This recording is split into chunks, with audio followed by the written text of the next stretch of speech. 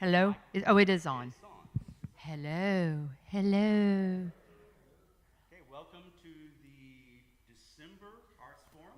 I'd like to welcome Sarah Gish to today because she's be talking about how, I'll paraphrase, how Labyrinths can help you deal with all the crap that's going on in your life right now. So, Yes. welcome, Sarah. Thank you. Sorry it's so loud, but hello, everyone. Nice to see y'all. Hello, live streamers. When we scheduled this, there was a lot of hope in the world, and then things happened, so it's changed. But no matter what is going on in the world, labyrinths are important, so I will just say that. Okay, so what I want to do first is pass this around. This is my sign up for my blog list. I write a blog about Houston arts and culture. I'm going to do that one. And then I'm passing around, so I'll make sure everybody gets it if you want. Hello. These are cards for how to ignite. I have an art project called Ignite Your Life, so you'll see that in a minute. Okay, and then actually, who wants to hold a handheld ladder?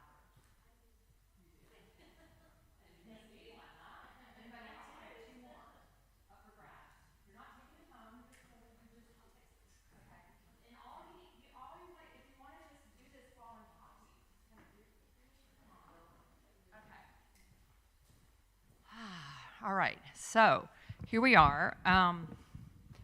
How to, using labyrinths to create peace within and without. Okay, so let's begin. Let's begin. Okay, a little bit about me, just real quick, because I know we're running behind. I'm an owner of a business called Gish Creative. I'm an artist and a writer and a teacher. Come on in. I'm a creator of Ignite Your Life, which is an art project that I started in 2013. It's in honor of my brother who died of alcoholism, so there's a whole story there. I'm almost 40 years sober. I got sober when I was 5 years old, and actually 21, but so now you know my age. But anyway, I have 5 art cars, so if you saw the art car in the parking lot, it's here. I'm a daily driver is what you call it. Workshop presenter and speaker, certified labyrinth facilitator, et cetera, et cetera. You know, I have many other hats. I help save the River Oaks Theater. I'm an activist, and I just love life. And that's my main website that I love to promote, igniteyourownlife.com, because the other one looks kind of weird right now, and I don't have time to fix it. So I'm too busy. But anyway, so that's the best one. Let's see. So what else did I want to say? What we're passing around right now is a sign-up sheet for my blog. And my blog is called Gish Picks Curated Culture for Kids and Adults. And basically, you'll love it. I can just tell you right now. You're going to love it. But it is a weekly, sometimes weekly blog about arts and culture in Houston. So I pick 3 to 4 events for adults and 3 to 4 events for kids. And I have got my ear to the ground. You will learn all kinds of new and exciting things because I love Houston. Hello, streamers. I don't know where you live, but you should move here. And I also just love arts and culture and love people. Okay, I love labyrinths too. Did I mention that? Okay, so now tell me more about you. Are you guys, I'm not going to ask a whole bunch because we don't have time, but real quick, show of hands of people who have walked a labyrinth. Oh my goodness. Okay, well, we can just go home because y'all are... Let's go back to church or whatever. Let's just wait for Jolie to start up again. No, that's great. I love that because, so just somebody throw this out. This is popcorn. How many labyrinths do you think are in Houston? Come on. More. Who said 100? You are so wrong. That was close. It was close. There's about 30 labyrinths in Houston. Yeah. And I just went to a labyrinth conference, which I'll tell you about which group I did it with. It was the Labyrinth Society, and my topic was creating labyrinths, excitement for labyrinths in your community. So I am the girl who loves labyrinths. I definitely create excitement and let people know about them. And we have about, what I think about on average, about 1 or 2 built a year. So we're just like, you know, and this is why I love Houston, because we're such a can-do city, and we're even can-do with labyrinths, which how crazy is that? We have more, Paris, I went to Paris last year, not trying to brag, but Paris has 0 labyrinths, okay? So they got nothing. I know, it's crazy. Or they have maybe one that's private that nobody can walk on. Okay, so we're just going to skip more about you, sorry, because we're in a hurry. Okay, so what is a labyrinth? And I'm not even going to ask y'all that. I'm going to tell y'all because we want to move along. Okay, so no, it is not the movie Labyrinth, which will come up if you search Labyrinths. That's with David Bowie, by the way. Raise your hand if you've seen Labyrinth.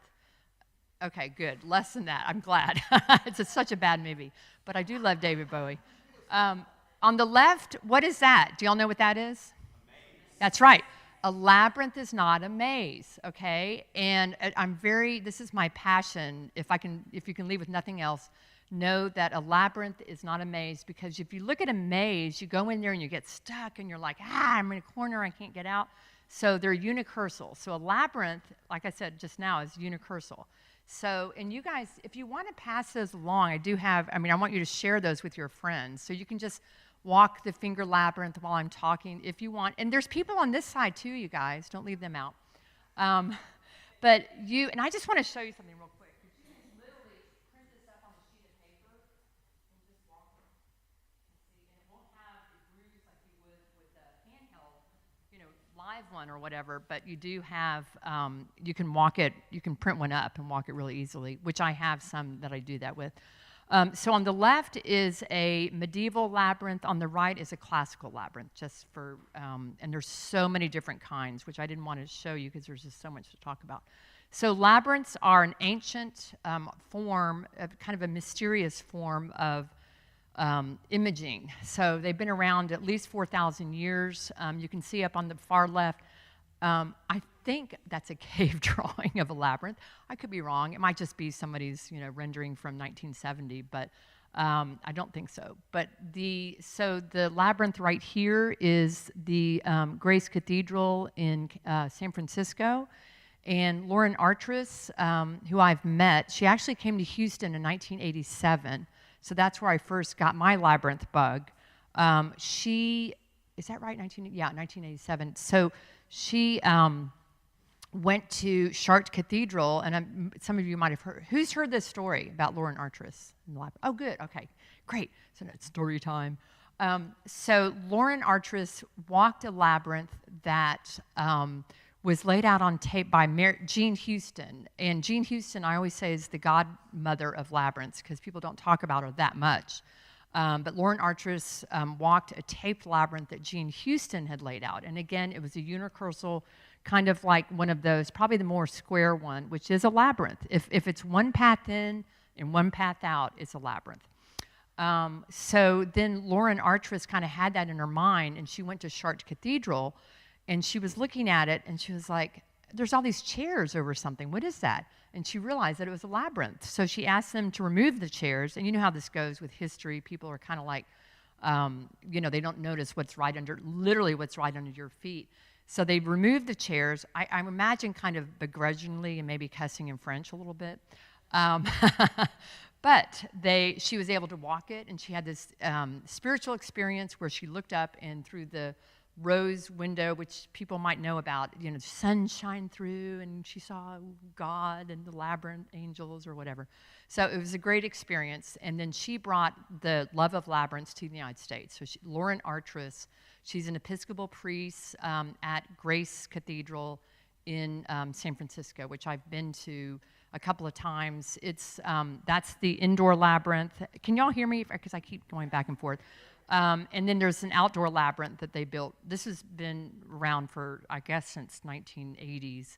But the outdoor labyrinth is more new, and it's beautiful, too. So it's a great pilgrimage to go to if you want to go within the United States. So, and that's more like a Crete. Crete is one of the first places that they found the labyrinths in the ground. So they've been around for a long time. Okay, I wrote this because somebody said, you know how people just ask you things and you're like, I don't know why you asked me that, but I guess I'll do something with it. This friend of mine who is a sound healer, crystal ball player, said, tell me about what are labyrinths? And I'm like, what do you mean, what are labyrinths? So I wrote this. Labyrinths are a walking meditation that return you to your soul with every step. The path serves as a metaphor for life. With all of its twists and turns, you will always come home. Labyrinths are a connection to the universe and a timeless tool for spiritual ignition. And if you know me, igniting is my favorite thing. I actually call them Gishnishans. You know, my last name is Gish. Get it? Gishnishans? Y'all did not laugh at that. Man, is it too early? Do we need coffee? I've had lots of coffee, so I'm laughing at it. But anyway, labyrinths are a personal portal to peace, and that's what I'm here to talk about today. But I wanted to kind of set it up so you guys would understand the personal portal to peace part, because they really are. And when you're doing the finger labyrinth, I hope it's giving you some calm. You know, you just kind of do it, and you can do it. I should have said this too. Maybe try it with your non-dominant hand. And Lauren Artris started an organization called Veriditas, and they do handheld labyrinths or finger labyrinths every Friday, so for free on Zoom. So if you ever want to catch one that is live, and it's really beautiful. She's had people from all over the world host it, and it's on Zoom. So and you can even just use a paper labyrinth. So anyway, so they're a personal portal to peace. Now, what I want you to do, why is that hand here? First of all, I was looking for an image of a hand, and hands sure are weird looking. I just want to mention that. They're really weird looking, but I couldn't find, so that was the most normal one I could find. Okay, so everybody take your one hand, whichever one you want, and your index finger, and just close your eyes for a minute, and well, you need to look at what I'm doing first before you close your eyes. Okay, and people at home, you can do this.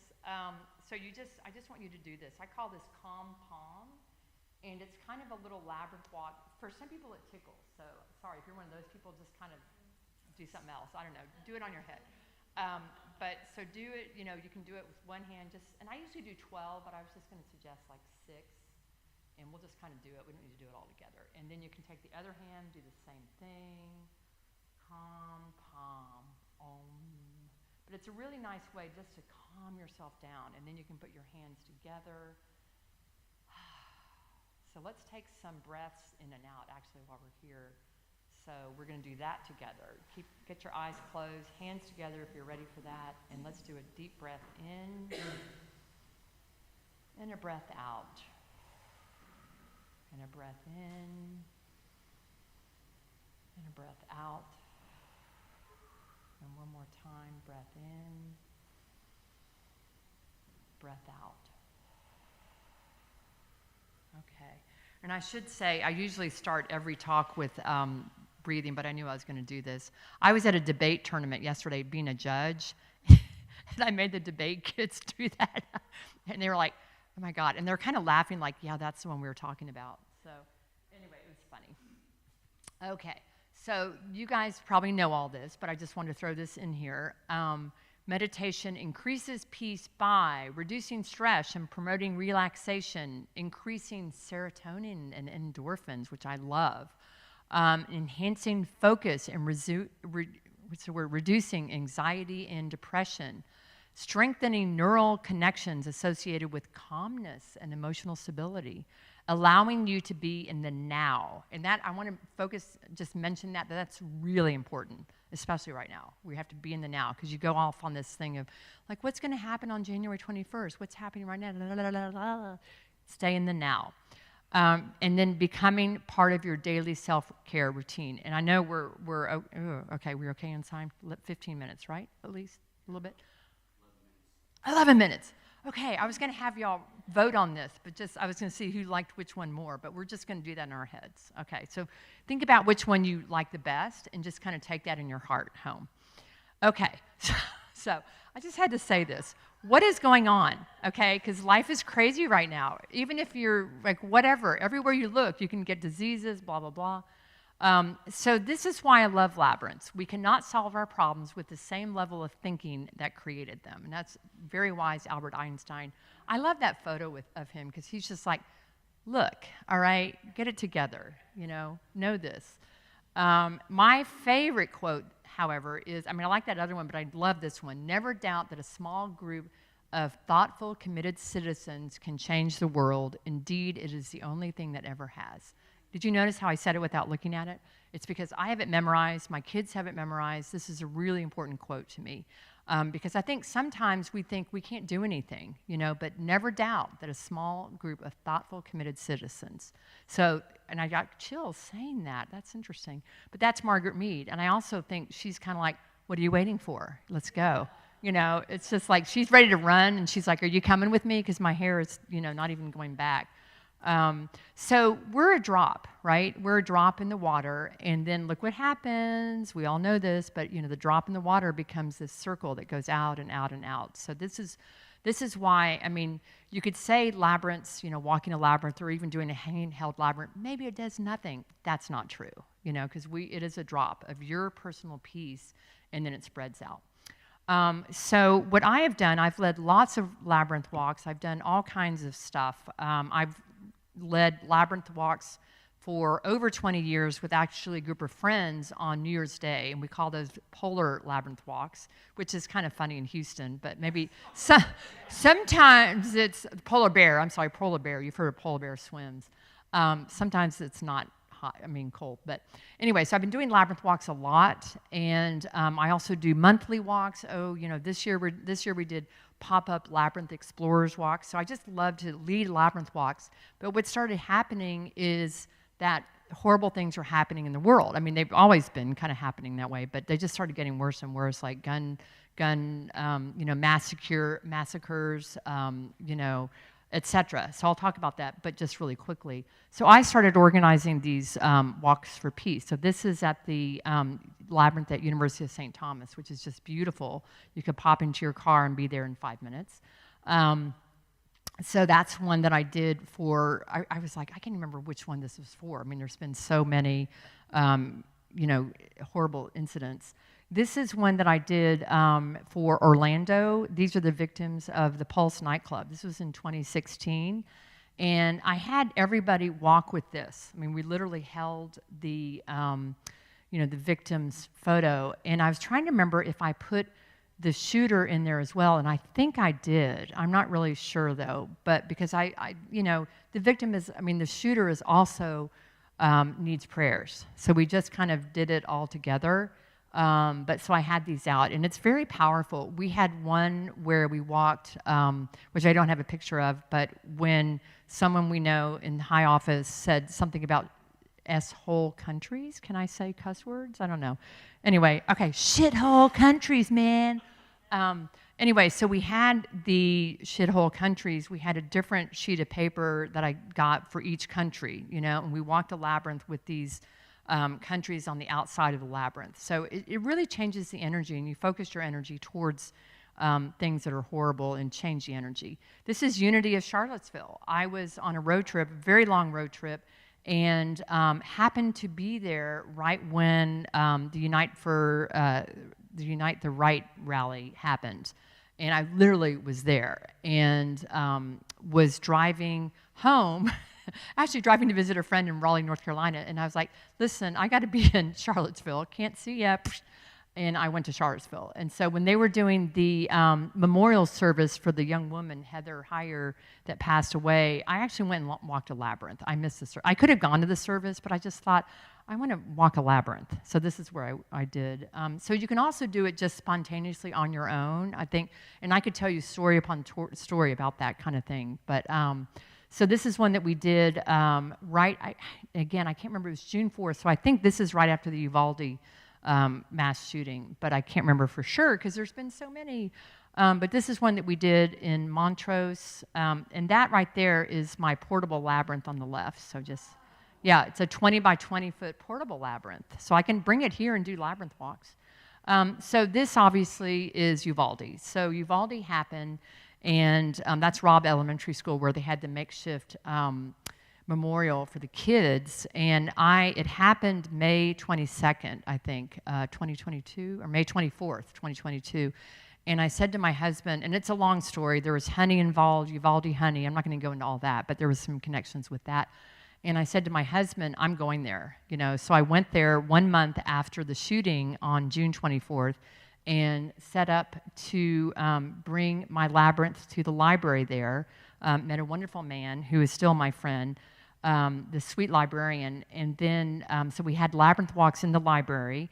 And then I connected with the Episcopal Church there, which had a labyrinth. And so I activated that labyrinth while I was there. And I'm telling you, it's 4 hours away. So I updated my will, and I was like, bye-bye. And sadly, I mean, I can tell you lots of stories about that, too. I know we don't have time. But there were ambulances and police sirens nonstop because it was a very devastated city. People were having health problems. They were having border crossing issues. People were, it's the Wild West.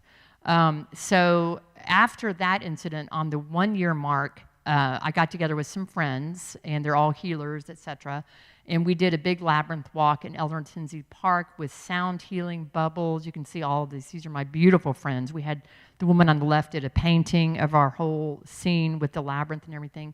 And this was not in honor. This was marking the milestone, because you don't say anniversary of the shooting. It's the milestone of 1-year milestone. Oh, I have 5 minutes. Oh my God.